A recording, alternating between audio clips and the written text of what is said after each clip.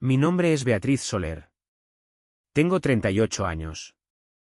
Hasta ese martes amargo de sol fuerte en la ciudad de Valencia, yo todavía creía de todo corazón que existían límites sagrados que una familia nunca se atrevería a cruzar. Acababa de dejar a mis 2 hijos en el colegio, allí en la zona de la Ciudad de las Artes y las Ciencias. Paré para tomar un café rápido en el barrio de Ruzafa antes de mi primera reunión con un cliente importante del día. Estaba en la fila. Me sentía todavía medio somnolienta. Sentía el aroma del grano tostado y revisaba mis correos en el móvil. Pensaba en muestras de telas. Pensaba en texturas de lino y en la reforma compleja de un salón de lujo frente a la playa de la Malvarrosa que estaba terminando. De repente, el aparato vibró en mi mano. Era una notificación del grupo de la familia en WhatsApp. Era ese grupo creado específicamente para organizar el cumpleaños número 60 de mi madre, doña Elena. Abrí el mensaje esperando el lío alegre de siempre. Esperaba fotos de flores o sugerencias de tarta de Santiago. Esperaba discusiones sobre quién llevaría qué. Pero lo que leí fue como un puñetazo directo en mi estómago. Mi padre, el señor Ricardo Soler, un hombre de negocios rígido y autoritario de la zona de Bétera, envió una frase corta y cortante. Escribió textualmente que no apareciera en la fiesta. Dijo con todas las letras que la familia entera no me quería allí. Al final, como si no bastara la exclusión, me llamó fracasada delante de todos. Miré esa pantalla por largos e infinitos segundos. No me quedé en estado de shock absoluto. Por increíble que parezca, todo quedó extrañamente silencioso dentro de mí. Fue como si un ruido de fondo que duró décadas hubiera cesado. Sin excusas inventadas en mi cabeza. Sin intentar fingir que ellos no querían decir exactamente eso.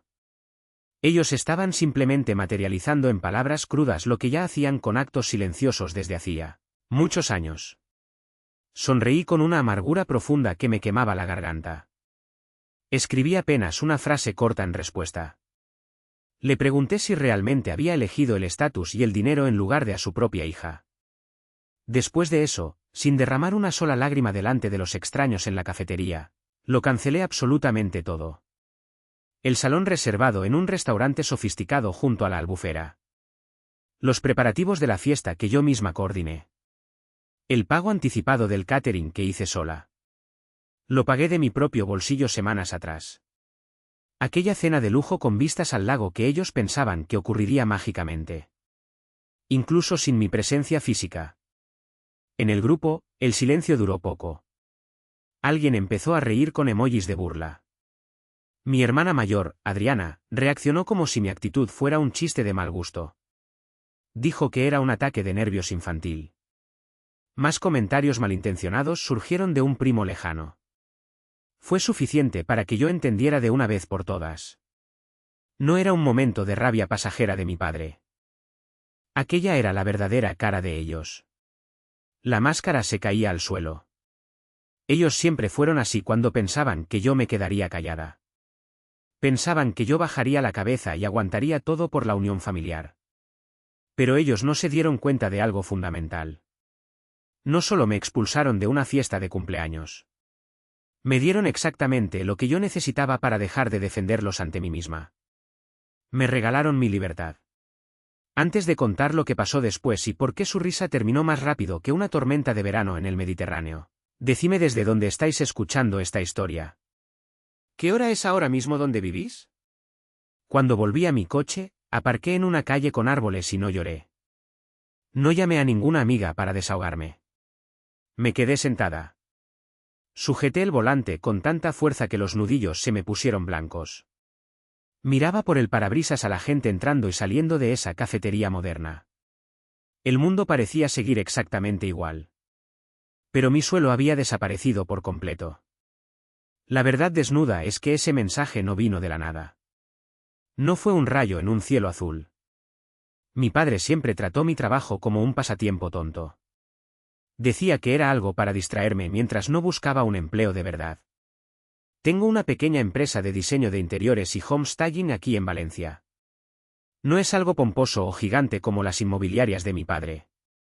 Pero es un negocio real. Es un negocio honesto. Construí todo yo sola. Cliente por cliente. apartamento por apartamento. Subí escaleras cargando cuadros y catálogos pesados. Fueron fines de semana perdidos. Fueron madrugadas en vela haciendo hojas de costes.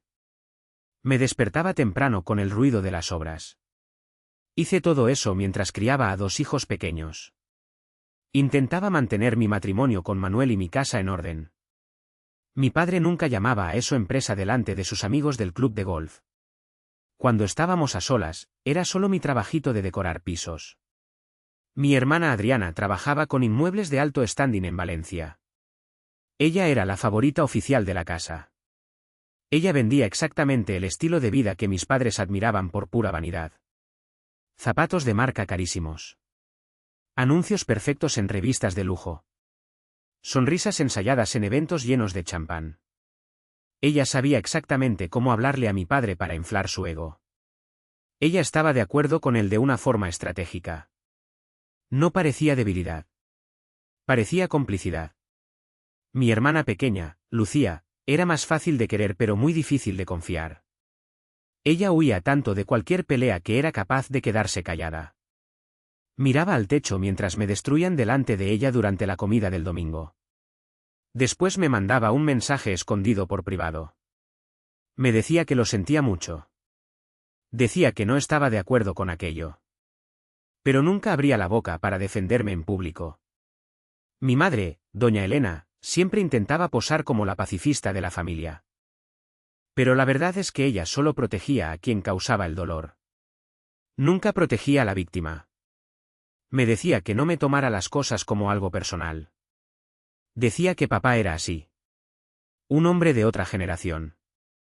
Me pedía que yo fuera la más sabia. Me pedía que perdonara. En nuestra familia, ser sabia significaba hablar menos. Significaba ser conveniente e invisible. Significaba ceder siempre a los caprichos del patriarca. El conflicto de verdad empezó un año antes de ese mensaje. Mi padre decidió de forma autoritaria que yo debía fusionar mi pequeña empresa con un proyecto inmobiliario suyo. Quería que yo hiciera los interiores de un complejo de lujo donde él había invertido millones de euros. En el papel, lo hizo parecer una invitación generosa. Lo hizo parecer algo paternal. Como si finalmente me llamara para sentarme a la mesa de los adultos. Pero en el fondo, solo quería control total sobre mí. Quería mi buen gusto. Quería mi esfuerzo incansable. Quería mi nombre limpio cerca de su dinero para tener credibilidad. Pero todo tendría que ser a su manera. Con sus proveedores y con su estética anticuada. Cuando dije que no y expliqué con calma que valoraba mi independencia profesional, me miró con un desprecio profundo. Parecía que lo había ofendido en el alma. Después de eso, la persecución empeoró. Adriana dijo que yo era demasiado emocional. Dijo que era inmadura para tener un negocio serio. Mi madre me preguntó por qué siempre complicaba las cosas sencillas de la vida. Mi padre soltó que el orgullo era un lujo demasiado caro para alguien que ganaba poco como yo. Incluso hablaron de mi marido, Manuel. Él es profesor de historia en un instituto público y no vive obsesionado con el estatus o los relojes de oro. Para ellos, un hombre de verdad debería ser ambicioso y agresivo. Actuaban como si yo hubiera elegido la vida equivocada solo porque elegí una vida que ellos no podían manipular. Y fue exactamente eso lo que vi con claridad en aquel coche. Ellos no me odiaban por mi supuesto fracaso financiero. No estaban enfadados por mis errores. Ellos estaban llenos de rabia porque yo construí una vida sólida. Una vida que no les pertenecía a ellos. Una vida que no dependía de ellos para existir. Cuando llegué a casa, la decisión estaba tomada en lo más profundo de mi corazón. No iba a arrastrarme más por un lugar en su mesa. Manuel estaba en la cocina corrigiendo exámenes. Él se dio cuenta al instante por mi mirada de que algo grave había pasado. Le entregué el móvil en silencio absoluto. Él leyó el mensaje de mi padre. Leyó mi respuesta corta. Dejó el teléfono sobre el mármol con una calma que me dio paz. Él no me dijo que los perdonara. No dijo que la familia es sagrada. No usó frases hechas. Él sabía todo lo que yo pasaba. Él vio de cerca cómo me sonreían en la cara en Navidad mientras me despreciaban por la espalda. Me hizo solo una pregunta directa. Me preguntó qué quería hacer yo ahora. No preguntó qué era lo correcto ante la sociedad. No preguntó cómo arreglar el ambiente para el cumpleaños de mi madre. Me preguntó qué quería yo, Beatriz. Me apoyé en la encimera y dije la verdad. Dije que no quería gastar ni un segundo más de mi vida intentando ganar el amor de personas que solo me respetan, cuando me anulo por completo. Manuela sintió con la cabeza. Me dijo bajito y con mucha ternura que dejara de anularme entonces. Eso fue todo lo que necesité oír. Sin dramas ni discursos heroicos. Solo el permiso mutuo para ser honesta conmigo misma y con el mundo. Pasé el resto de aquel día en un silencio productivo. No salí del grupo de la familia para no darles el gusto de una reacción explosiva. No bloqueé a nadie. No mandé esos textos largos de desahogo que ellos leerían en voz alta para burlarse durante la cena. Dejé que el silencio absoluto trabajara a mi favor. Dejé que ellos imaginaran por qué yo no estaba llamando llorando. Dejé que pensaran por qué no pedía perdón o intentaba explicarme. Abrí mi ordenador y llamé por vídeo a Sofía. Es una gran amiga de la universidad que trabaja en marketing digital de alto nivel. Ella siempre me decía que mi negocio parecía minúsculo en Internet comparado con el trabajo real que yo entregaba. Le dije que estaba lista para un nuevo comienzo total y agresivo en el mercado. Quería una web profesional. Quería vídeos de alta calidad de mis proyectos terminados. Quería un sistema de reservas moderno.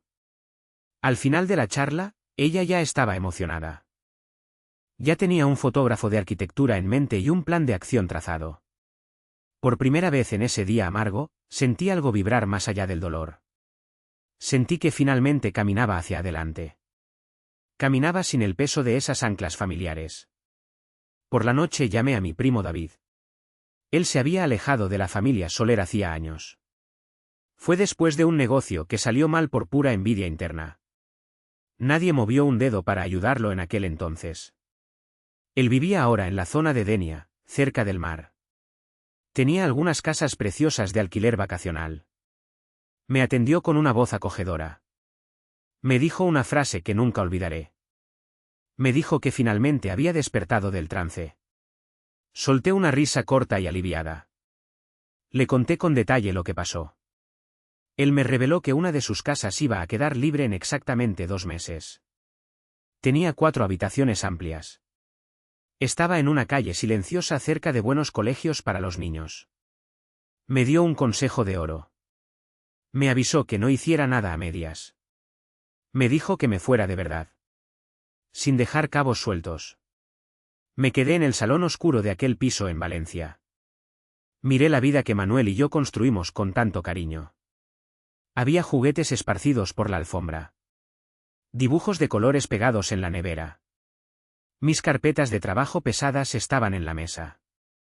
Todo era sencillo. Pero todo fue conquistado con nuestro sudor honesto. Mi familia de sangre pensó que expulsándome de una cena de lujo me pondría en mi sitio de sumisión. No tenían ni idea de que yo estaba ocupada construyendo un lugar nuevo. Un lugar donde su aprobación tóxica simplemente no podía llegar. Y en esa misma semana, la cena que tanto planearon con mi dinero empezó a desmoronarse pieza por pieza. Se caía porque faltaba la persona que organizaba cada detalle logístico. Durante el mes siguiente, trabajé como nunca en mi vida. Sofía fue extremadamente rápida y eficiente. Cambió completamente la cara de mi empresa en el mundo digital. El fotógrafo profesional me acompañó en 2 proyectos que estaba terminando.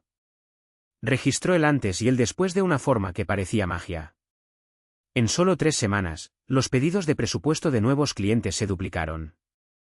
Ya tenía trabajo agendado para los próximos 6 meses.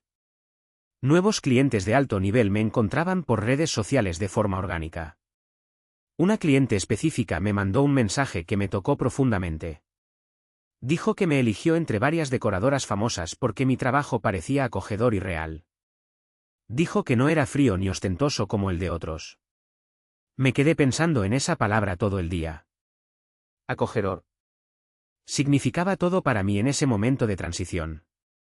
Mientras el negocio prosperaba, hice hincapié en no cambiar nada en mi vida personal online. Pero dejé de esconder mi felicidad sencilla. Publiqué fotos de mis hijos jugando en la arena de la playa de Valencia. Publiqué a Manuel haciendo tortitas de plátano un sábado por la mañana. Mostré a los niños corriendo en el parque con las rodillas sucias y sonrisas grandes. Una vida real. Una vida firme y sin filtros de perfección. Eso parecía molestar a mi familia de Bétera más que cualquier ofensa directa. La primera en perder los papeles y mandar un mensaje fue Adriana. Escribió diciendo que se alegraba de que yo estuviera bien. Pero dijo que mamá estaba sufriendo mucho por mi ausencia. Dijo que yo estaba exagerando con el drama. ¿Os dais cuenta? No había ni un solo perdón sincero. Solo el tono arrogante y pasivo-agresivo de siempre. Actuaba como si yo fuera la única culpable de todo el malestar familiar. Leí el mensaje y no respondí nada. 2 días después, mi madre escribió un texto largo. Decía que no importaba lo que hubiera pasado aquel martes.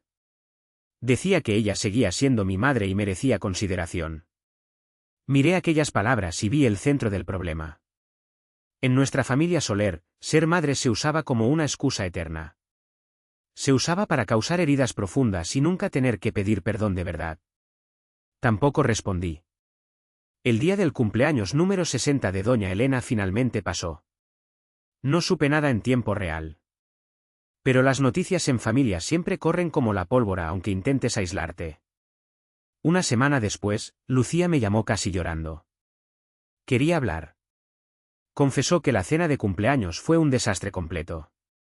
Dijo que el ambiente estaba pesado como el plomo y era extrañamente artificial. Los parientes más lejanos preguntaban por mí todo el tiempo. Todos sabían que yo era la cabeza detrás de la organización.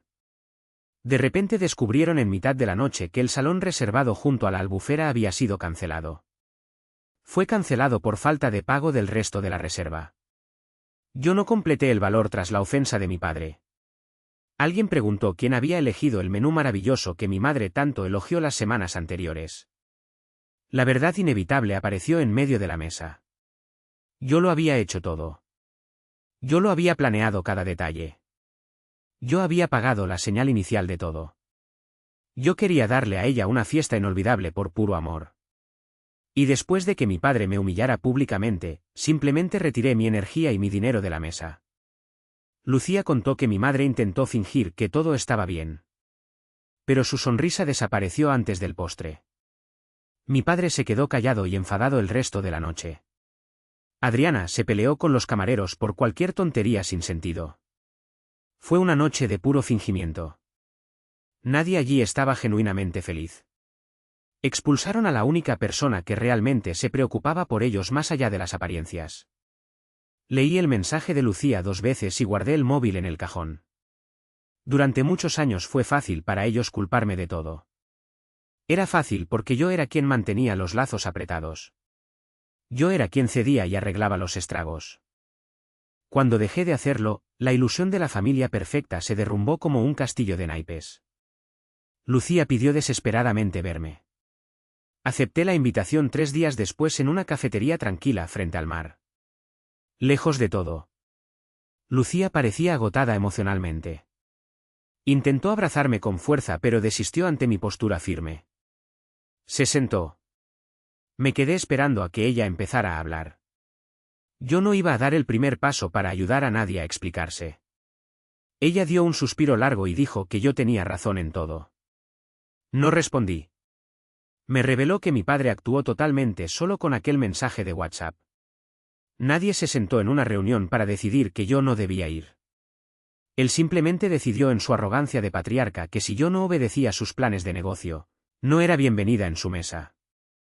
Mintió en el grupo diciendo que era una decisión de todos solo para parecer un veredicto oficial. Quería aislarme más. Lucía admitió con los ojos bajos que sintió un miedo paralizante hacia él. Miedo a la lengua afilada de Adriana. Miedo a ser la próxima víctima de exclusión si abría la boca para defenderme. Confesó que pensó que yo volvería arrastrándome y pidiendo perdón. Pensó que lo haría como siempre para mantener la paz. Oír aquello dolió de una forma nueva. Me di cuenta de que yo misma les había enseñado que podían pisarme. Les enseñé que yo siempre volvería pidiendo migajas de afecto. Dijo que ahora mi madre pasaba el día llorando por las esquinas. Dijo que mi padre decía a quien quisiera oír que yo estaba haciendo un drama infantil para llamar la atención. Adriana seguía diciendo que yo solo quería que todos se sintieran culpables para salir como la santa de la historia. Pero la frase de Lucía que cambió todo por dentro fue cuando dijo que ellos solo me querían de verdad cuando yo era útil y me quedaba calladita. Me apoyé en el respaldo de la silla y miré las aguas del Mediterráneo por la ventana. Aquella era la verdad más pura de mi existencia hasta ese momento. Yo era la hija que resolvía los problemas.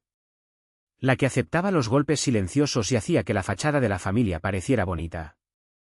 En el momento en que dejé de ser su alfombra de entrada, me convertí en un estorbo.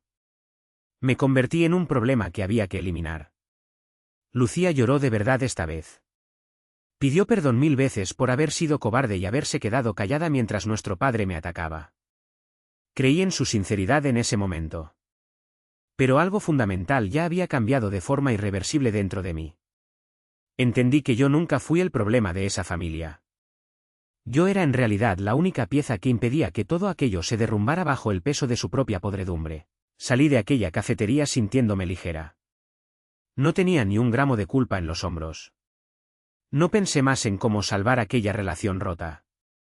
Solo pensé en sacar a mis hijos lo más rápido posible de cerca de gente que cree que el amor es sinónimo de control y sumisión.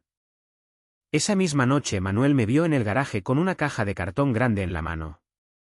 Me miró a los ojos y preguntó si realmente íbamos a hacer aquello. Preguntó si íbamos a cambiar de vida. Confirmé con la cabeza con una certeza que nunca había tenido. Nos íbamos a Denia. A la mañana siguiente empecé a organizar la logística. Documentos de la empresa. Proyectos nuevos en la costa. Traslado del colegio de los niños. Llamé a mi primo David y las fotos de la casa nueva eran todavía más bonitas de lo que recordaba.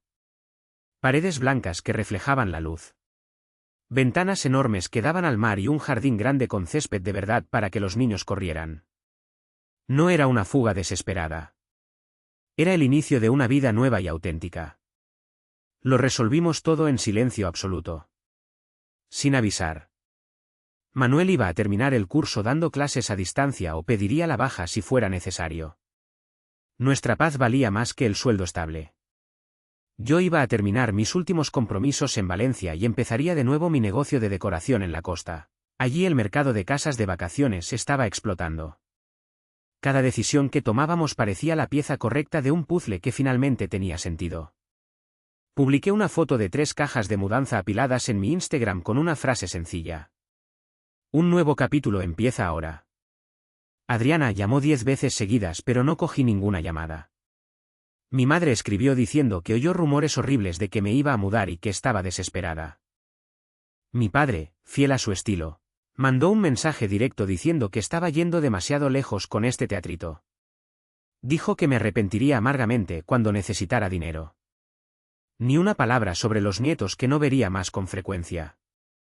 Ni una palabra de arrepentimiento. Solo el deseo enfermo de control de siempre. Aquel mensaje final solo me dio la certeza matemática de que estaba en el camino correcto. En las semanas siguientes nuestra casa de Valencia se fue quedando vacía. El ruido de nuestros pasos hacía eco. Vendí los muebles pesados que no pegaban con la playa. Doné pilas de juguetes y tiré recuerdos físicos que ya no me servían para nada. Solo servían para acumular polvo y rencor. Mis hijos se tomaron la mudanza como una gran aventura de piratas. Dibujaban monstruos y naves espaciales en las cajas de cartón. Reían alto mientras ayudaban a embalar los libros. A veces, en el silencio de la madrugada, sentía una punzada de tristeza en el pecho. No era por irme de la ciudad. Era por haber tardado 38 años en salir de un lugar emocional que me hacía tanto daño. La familia continuó la presión psicológica desde lejos. Adriana decía a los primos que yo estaba destruyendo la unión de todos por un simple malentendido tonto. Mi madre mandaba fotos antiguas mías de cuando era bebé para hacerme sentir una culpa aplastante. Mi padre llegó a llamarme niña mimada en un último correo electrónico. Me reí sola en mi cocina vacía. Después de todo lo que hizo, llamarme niña era la única arma mediocre que le quedaba en su arsenal. En nuestra última noche en Valencia nos sentamos todos en el suelo del salón vacío. Los niños dormían profundamente en colchones hinchables en medio de la habitación. Manuel preguntó si estaba segura de la decisión. Preguntó si no había dudas. Miré aquellas paredes desnudas y me sentí más ligera que una pluma.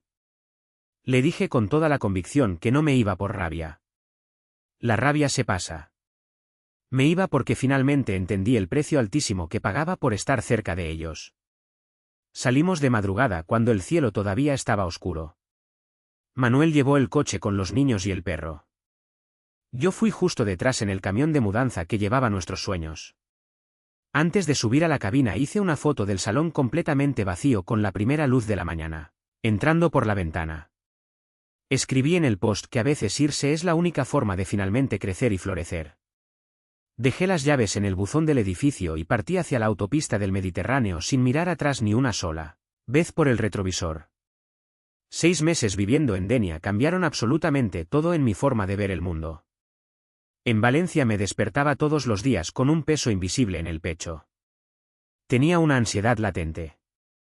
Aquí en la costa el aire era diferente. Era más puro y fresco. La casa era silenciosa y acogedora. Mis hijos hicieron amigos nuevos en el colegio en tiempo récord. Manuel estaba mucho más tranquilo y realizado con el trabajo remoto y el huerto que empezó a cuidar al fondo del jardín. Empecé mi negocio de decoración prácticamente de cero absoluto. Pero lo hice con una autoridad que no tenía antes. David me presentó a varios agentes inmobiliarios locales que necesitaban decoración para vender mansiones históricas frente al mar. Sofía mantuvo mi ritmo online impecable. Creó una marca fuerte de decoración con alma. Pronto estaba decorando casas de vacaciones para familias que querían alegría y verdad. No querían solo ostentación para que otros vieran. Para mi padre rico esto probablemente no sería considerado un éxito rotundo. Pero para mí, Beatriz, era la definición de estabilidad y propósito. Lo mejor de todo fue el espacio mental que gané. Sin fiestas de familia tensas donde tenía que andar con cuidado. Sin exigencias absurdas. Sin consejos que en realidad eran ofensas disfrazadas de preocupación. Claro que todavía oí algunos chismes que cruzaban la costa. Supe que mi padre decía a todos que yo tuve un ataque emocional inexplicable y que necesitaba tratamiento médico. Mi madre decía que cambié de repente como si un espíritu me hubiera poseído. Pero su versión mentirosa se cayó ante la realidad de los hechos. Sin mi presencia física y organizadora, la maquinaria de la familia Soler dejó de funcionar bien. La gente empezó a recordar con un poco de nostalgia que yo era quien siempre ayudaba a todos. Yo era quien escuchaba los desahogos sin juzgar. Yo resolvía los problemas de todo el mundo sin pedir nada a cambio. Algunos parientes lejanos me buscaron por mensaje solo para pedir disculpas por su silencio en el pasado. Adriana continuó siendo exactamente la misma persona de siempre. Demasiado orgullosa para admitir cualquier error de conducta. Lucía se disculpó varias veces por teléfono. Pero yo todavía mantenía una distancia cautelosa por pura seguridad emocional. Un día el destino jugó una carta y encontré a mis padres por puro azar en un supermercado aquí mismo en Denia. Yo estaba con mi hijo pequeño eligiendo frutas para la merienda. Oí mi nombre ser llamado al fondo del pasillo. No era un llamado cariñoso ni lleno de ganas de verme. Era aquella voz antigua y autoritaria que todavía intentaba dominarme por el tono. Miré hacia atrás y vi a los dos parados allí entre las estanterías. Mi madre parecía mucho más pequeña de lo que recordaba. Estaba más envejecida y con una mirada triste. Mi padre estaba apoyado en un bastón de madera oscura y con la cara enfadada de siempre. Mi hijo, sin entender nada, preguntó quiénes eran aquellas personas extrañas. Respondí con una calma absoluta que eran solo personas de mi pasado lejano. Mi madre empezó a llorar allí mismo en medio del pasillo de los cereales. Dijo que intentaron contactar de muchas formas. Dijo que necesitábamos sentarnos a hablar para arreglar las cuentas. Mi padre se quedó parado con esa aura de importancia esperando que yo cediera. Esperaba que le pidiera la bendición como hice durante décadas. Pero yo ya no era aquella mujer vulnerable y dependiente de aprobación. Miré bien al fondo de sus ojos uno por uno. Dije con toda la claridad del mundo que no guardaba odio ni quería venganza. Pero dije que mis hijos no iban a crecer en un ambiente donde aprendieran que el amor es sinónimo de control y manipulación. No iba a enseñarles el arte de mendigar migajas de afecto de quien debería amarlos de forma incondicional. Dije con firmeza que no aceptaría más ser usada por conveniencia. No aceptaría mantener las apariencias de una familia perfecta de anuncio. Mi madre lloró todavía más fuerte. Mi padre, perdiendo la paciencia, apeló a la palabra sagrada familia. Yo respondí que precisamente por ser familia lo que ellos hacían era inaceptable. Cogí la mano de mi hijo, di la vuelta y me fui caminando tranquilamente. Nadie vino detrás de mí esta vez. Y fue exactamente allí, en aquel parking de supermercado, donde me di cuenta de la mayor victoria de mi vida. Por primera vez en 38 años salí de una conversación con ellos sintiéndome grande e íntegra. Salí con una claridad que ningún dinero o estatus podría comprar jamás. Aquella noche, mientras los niños jugaban en el salón y el olor a café fresco invadía la casa, pensé en algo. Pensé en cómo pasé la vida entera queriendo desesperadamente que ellos cambiaran. Quería que me vieran de verdad. Pero esperar que el otro cambie para que tú seas feliz es la forma más cruel de traicionarte a ti misma. El gran aprendizaje de esta historia amarga no es que un día ellos finalmente te valorarán. El aprendizaje real es que tú dejes de dar tu valor precioso a quien no tiene ni la menor idea de lo que significa. Yo no me fui para castigar a nadie ni para causar sufrimiento. Me fui para proteger mi paz y la salud mental de mi nueva familia. Proteger a mis hijos de este ciclo maldito de toxicidad no es un acto de egoísmo. Es un acto de amor profundo. Algunas familias existen para enseñarnos sobre la unión verdadera. Otras lamentablemente solo sirven para mostrarnos el precio alto que el amor nunca debe costar a un ser humano. Mi padre pensó sinceramente que quitándome de una cena de cumpleaños me pondría de nuevo en mi sitio de insignificancia. Al final me hizo un gran favor. Me mostró que en aquella familia no había lugar para la Beatriz real si yo no aceptaba desaparecer para el mundo. Entonces, con mis propias manos y con la ayuda de quien realmente me ama, creé mi propio lugar en el mundo.